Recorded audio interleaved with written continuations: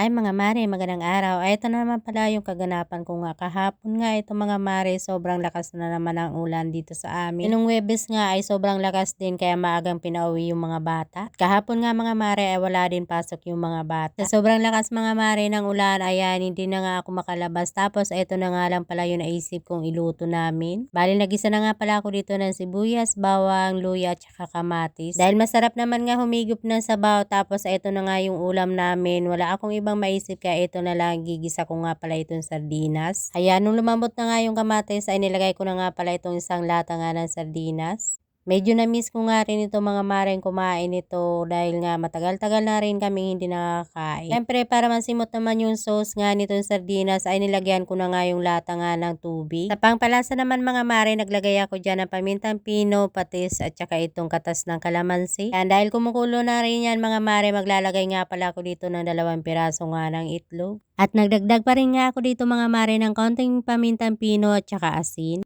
So ayan mga mare, napakasimple nga lang ng ulam namin. Hindi na nga pala ako nakakuha ng talbos kasi nga sobrang lakas ng ulan. Dinagdagan ko nga rin yan nung malapit na maluto ng siling labuyo. Ayan mga mare, napakasarap na nga nitong ginisang sardinas. Sarap nga din ito mga mare, patnira ng tuyo, kaya ayan nagprito rin ako saglit. So ayan, dahil kakain na nga rin kami mga mare, naghahain na nga ako at inayos ko na nga yung lamesa namin. Siya na nga rin kayo mga mare, kapag nandito nga lang ako sa bahay ay hindi mga lang makapagsuklay.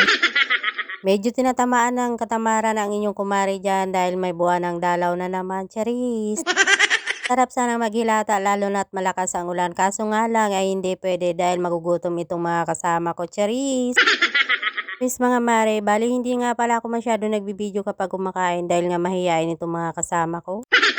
Miss mga mare, fast forward nga tayo. Pagkatapos namin makakain, eto nga ang bunso ko ay nahayaan ko nga maglaro dito sa loob naming kwarto. Sobrang lakas nga ng ulan ay hindi nga siya makalabas kaya hayaan ko na nga lang muna siya dyan maglaro.